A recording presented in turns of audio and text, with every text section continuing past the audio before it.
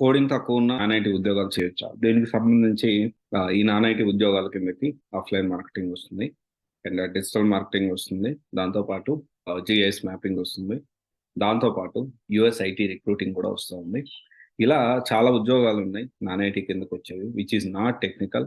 దాంతో పాటు నేనేమంటున్నానంటే అడ్మిన్ జాబులు కూడా నాన్ ఐటీ కిందకే ఏద్దాము. సో, మనం కన్సిడర్ చేసుకోవడానికి ఒక ఓవరాల్ అనాలిసిస్ చేసుకోవడానికి మనం దీని కింద కన్సిడర్ చేద్దాము. యాక్చువల్లీ అడ్మిన్ జాబులు ఏదైతే సేల్స్ అడ్మిన్ గానీ, లేకపోతే లైనెక్స్ అడ్మిన్ గానీ, లేకపోతే ఏడబ్ల్యూఎస్ అడ్మిన్ గానీ, ఎజూర్ అడ్మిన్ గానీ, అండ్ దెన్ ఇంకా చాలా ఉన్నాయి ఇలా అడ్మిన్ జాబ్స్ అనేవి.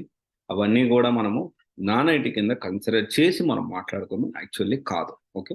ఎందుకు దీని కింద కన్సిడర్ చేసి మనం మాట్లాడుకుందాం అనేది ఫస్ట్ ఆఫ్ ఆల్ కోడింగ్ తక్కువ ఉన్న నాన్ ఐటీ ఉద్యోగాలు చేయొచ్చా అంటే నేనేమంటానంటే జనరల్‌గా చాలా మంది నేను ఈ సినారియో ఎందుకు మాట్లాడుతున్నా అంటే ఒక ఇద్దరు క్యాండిడేట్స్ ఒకరేమో 50 సంవత్సరాలు నాన్ ఐటీలో వర్క్ చేశారు. ఇంకొకరేమో తెలియక 2011 పాస్ అవుట్ నాన్ ఐటీలో వర్క్ చేస్తూ తక్కువ ప్యాకేజ్ వస్తుందని చెప్పి ఎక్స్‌పీరియన్స్ పెట్టి ఐటీలోకి షిఫ్ట్ అయిన తర్వాత 6 మంత్స్ తర్వాత ఉద్యోగం పోయింది. ఇప్పుడు అతను ఫ్యామిలీ మ్యారేజ్ అయిపోయింది. కిడ్ కూడా ఉన్నారు. ముందు అంటే ఇప్పుడు ఫ్యామిలీ సర్వైవల్ ఎలా? ఉన్న ఉద్యోగం పోయింది. మళ్ళీ ఇక్కడ తెచ్చుకున్న ఉద్యోగం పోయింది.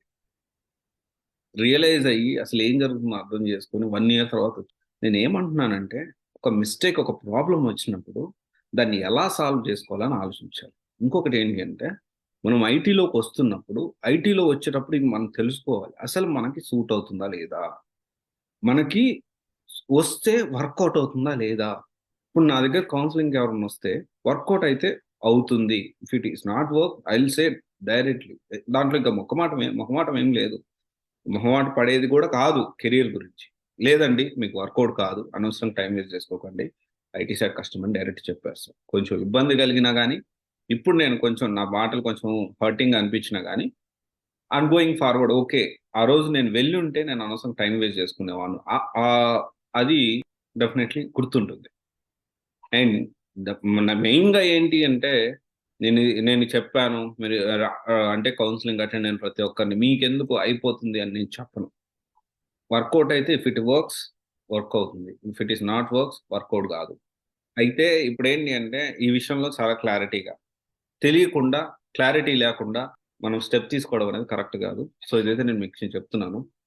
అండ్ నాన్ ఐటీలో వర్క్ చేసేవాళ్ళు ఎవరైతే ఉన్నారో కోడింగ్ తక్కువ నాన్ ఐటీలో కూడా వర్క్ చేయొచ్చా అంటే, నేను మీకేమంటున్నానంటే ఒకవేళ ఖచ్చితంగా నేనేమంటున్నానంటే ప్యాకేజ్ అనేది మనకి ఈ ఎవరైతే అడ్మిన్ జాబ్స్ ఉన్నాయో అండ్ కోడింగ్ తక్కువ ఉన్న నాన్ ఐటీ ఉద్యోగాలు ఏవైతే ఉన్నాయో అవన్నీ కూడా ప్యాకేజ్ అనేది 7-10 లాక్స్ వరకే రీచ్ అవుతుంది. అండ్ అంతవరకు చాలు అనుకునే వాళ్ళు ఖచ్చితంగా కోడింగ్ తక్కువ ఉన్న నాన్ ఐటీ ఉద్యోగాల్లో ఖచ్చితంగా చేయొచ్చు. అలా చేస్తూ ఆల్టర్‌నేటివ్ మనం ఇంకేదన్నా ఆలోచించుకోవడం బెటర్ గానీ, అసలు ఆప్షనే లేదు. ఎట్లైనా ఐటీ రావాలి, ఎట్లైనా ప్యాకేజ్ పెంచుకోవాలి అని చెప్పి ఉన్న జాబ్‌ని పోగొట్టుకోవద్దు. రైట్ డెసిషన్ తీసుకోండి. తొందరపడి ఏదో ఒక నిర్ణయం అయితే తీసుకోకండి. చాలా క్లారిటీగా చెప్తా ఉన్నా.